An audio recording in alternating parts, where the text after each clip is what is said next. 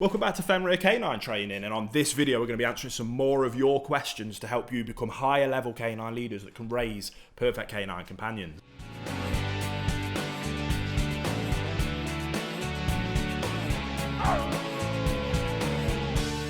Welcome back, guys. If this is your first time here, my name's Will. I'm a canine behaviourist and I'm the founder of FenrirCanineLeaders.com. This is my wonderful wife Rachel. You guys have been asking questions over on Instagram. Rachel collates them all, picks them out at random and then asks me so that hopefully I can help you on your journey to a perfect canine companion. So without further ado, we'll dive straight in to the very first question. Okay, this is kind of two questions in one. So someone asked us what we think about puppy socialization classes. And then someone else has asked about what they should do to socialize their dog with other dogs if they don't know anyone with other dogs. So I recommended, I said that they could think about like doggy daycare or like getting a dog walker, but their concern is that those other dogs won't be good role models and how you sort of go about that, really. Yes, so that is one of those things that it's something that I recommend to a lot of people, and a role model dog, I do believe, is probably one of the most powerful tools that you can use with your new puppy. And obviously it's easy for me to say when I've got Sully, my perfect role model dog, and my sister's just got a new puppy, and the first thing I told her to do was come over as much as you can, put them in the garden and just leave them be, and I promise you Sully will teach good manners and appropriate behaviours, and he'll be a better trainer than even I can be. So I do think that a role model dog's incredible. So there's kind of two questions there, isn't there? So socialising, we'll start with the puppy one before I proper go off and waffle on the other stuff. Puppy socialisation classes, I think, can be an excellent thing. I like puppy training classes as well.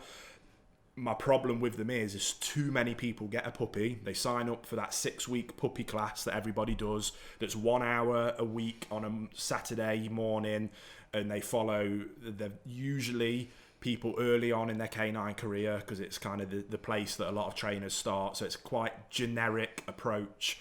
There's nothing really bespoke there, and people think, well, I've done that 6 weeks now, job's a good one, I'm gonna have a good dog. And then months down the line, I hear from them, and then there's a lot of work to then unpick. You must have that kind of overarching approach 24/7 to have a perfect canine companion, which is where our perfect puppy course comes in. Now, in terms of socialization, that is what I think those puppy training classes are excellent for. It's nice to know people in a similar position when you're pulling your hair out and you're having those difficult days, to know other people that will be going through the same thing. Even if the trainer is quite maybe not an extremely high quality trainer, at least it is somebody that you can have a kind of in-person point of contact with. Again, even if it's just reassurance of this is normal, it will get better, that's a good element of it. But socialization is also a very good element for that as well.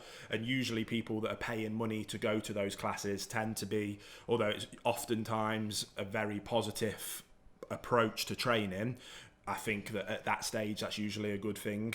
It's further on when people have those difficulties, like I just mentioned, because it's the 24/7 approach. But anyway, yeah, socialization with the puppy classes, go for it. Just remember that won't give you a perfect canine companion. That's what all that waffling was coming round to. That's what I wanted to. Answer. Yeah, that was the one sentence answer. So then the other part of it was, what do you do if you haven't got access to good role model dogs? Yeah. Well, then obviously that is one of your options.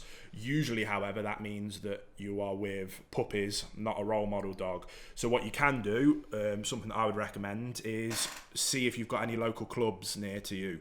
Obedience clubs, agility clubs, IPO clubs, any kind of protection sport clubs, flyball clubs. You get what I'm trying to say.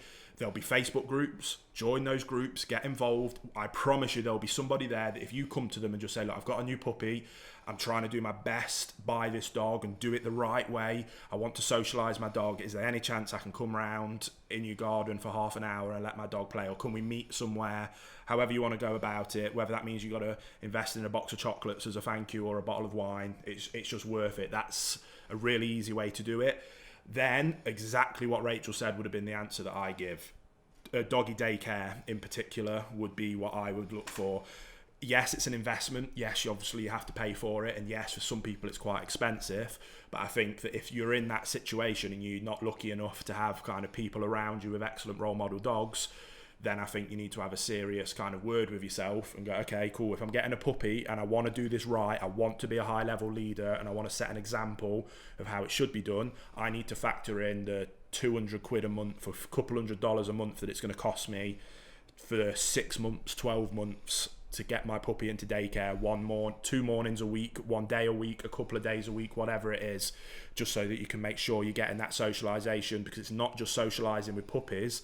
If you want to get the benefits that come from a role model dog, you want an adult dog that is well mannered, obedient and well socialized, and they will be at doggy daycare. So when you say a role model dog, it isn't necessarily about that dog being perfectly trained. Is it more about that dog being well socialized? In the case of kind of role model dogs, how I utilize them is almost exclusively around socialization and manners.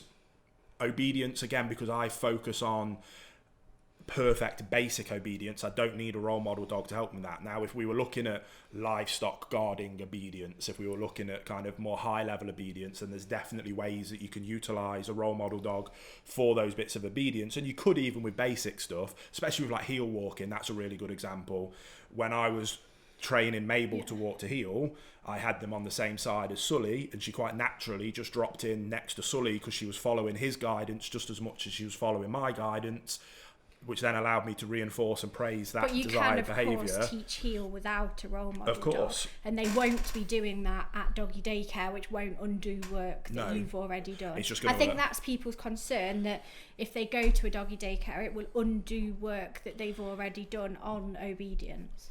If that's the case, and that does happen, that is worth the trade-off for the socialization and manners that you get in. Dogs don't go to shelters or get put down because they don't have a perfect heel, or they don't have an amazing rollover or sit and stay, and all of those things, even if going to those places causes slight issues with those things, which they shouldn't, but let's go with that and say that it did, you can very easily just take a step back and retrain that. That is an easy solution. What isn't an easy solution is unpicking bad socialization and unpicking bad manners, because it's those two areas that cause the behaviors that do see dogs go to shelters and do see dogs get put down. So I use my Venn diagram thing. For a perfect canine companion, we need manners, obedience and socialization, and it's that Venn diagram because it's that sweet spot in the middle of all three of those where a perfect canine companion lives. And I like people to put equal amounts of effort into all three. However, if you had to focus, especially in the early stages, socialization and manners are where you should focus, because obedience can always come in later. Socialization can't, because you only get those limited socialization windows, and manners becomes habit very quickly, and unpicking those bad habits from bad manners is also very difficult and then requires higher levels of obedience. So if you can get those two things right, bearing in mind you're then going to have a dog that is looking up to you for guidance and direction because you're a good leader, because they've got good manners, well then obedience is easy. So that's, again, a long-winded waffly answer, but I do think that it's important that you understand those kind of the theory of why I'm saying what I'm saying, rather than just say go to doggy daycare, because all right, that's not very helpful. Okay. A quick question then to round this one up. Okie dokie. Well, we'll see if you can make it quick. Someone's asked how you met Jason. How I met Jason? That's cool. I wonder if Jason watches these videos. I hope you do. Hello, Jason, if you do. If you didn't know, and you only kind of watch this channel, Jason Corey has his own channel with Bruce Wayne, kind of a dedicated Connie Corso channel, and has become one of my closest friends, really. I bet you get sick of hearing me talk about him all the time. We do a lot together, and we've got a lot of plans, very exciting plans of things that we can do in the future to kind of help Connie Corsos as a breed and better ownership and leadership for them. We've met very simply. I think Jason found one of my videos online and just dropped me an email. And this is back in the day when I used to get an amount of emails that I could stay on top of. And it came in, I emailed him back, and then over probably the last 12 months, it's gone from that to a genuinely one of my closest friends, and we talk every day. So proper little bromance. It is an internet bromance. And as soon as travel bans are lifted, we're going to go over, aren't we? And we're going to do some videos with the one and only Bruce Wayne, but that's just an excuse really to go and hang out with Jason. So yeah, cool. That's that.